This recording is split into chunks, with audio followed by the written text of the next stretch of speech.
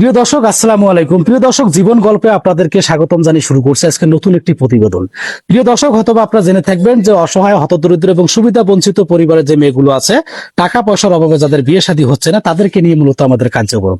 প্রিয় দর্শক, ক্যামেরার সামনে দেখছেন সুন্দর এক ফুটফুটে আপু, অনেক সুন্দরভাবে কাজ করতেছে। আমরা তার জীবনের গল্প আপনাদের সাথে আমরা শেয়ার করতে যাচ্ছি। আসসালামু আলাইকুম। ওয়ালাইকুম সালাম। আপু ভালো আছেন?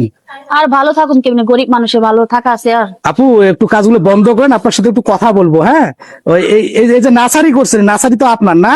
হ্যাঁ ভাই আমার। ও আচ্ছা আচ্ছা। আপু যে পেছনে যে এটা কি ফার্ম করছেন? হ্যাঁ, এটা মুরগির ফার্ম। মুরগির ফার্ম। ডিম দেয়। আচ্ছা আচ্ছা। ওই মুরগির ফার্ম গাছ করছেন তাই না? হ্যাঁ আপু মূলত হচ্ছে কি সমস্যা, কি আপনি কাজ করতেছেন? আপনার পরিবারে কে কে আছে? ভাই, কি দুঃখের কথা কি বলবো, ছোটকালে আমার বাবা মারা গেছে, আমার মা আছে, আমার একটা ছোট ভাই আছে, ওইটা তো কর্ম করতে পারে না।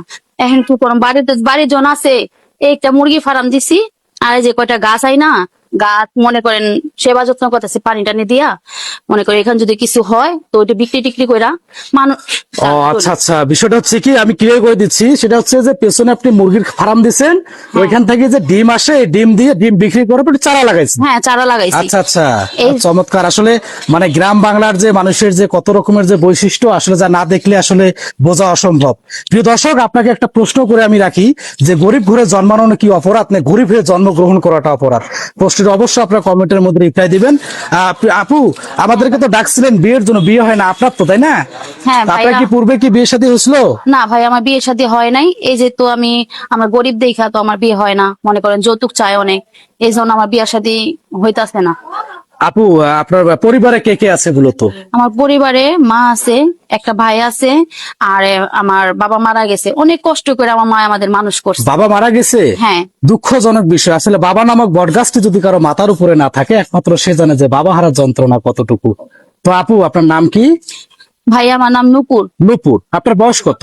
আমার বয়স 22 চলতেছে। 22 বছর। হ্যাঁ। তাহলে আপুর নাম হচ্ছে নূপুর, বয়স হচ্ছে 22। আর আজকে আমরা যেখানে অবস্থান করতেছি, এই গ্রামটার নাম কি?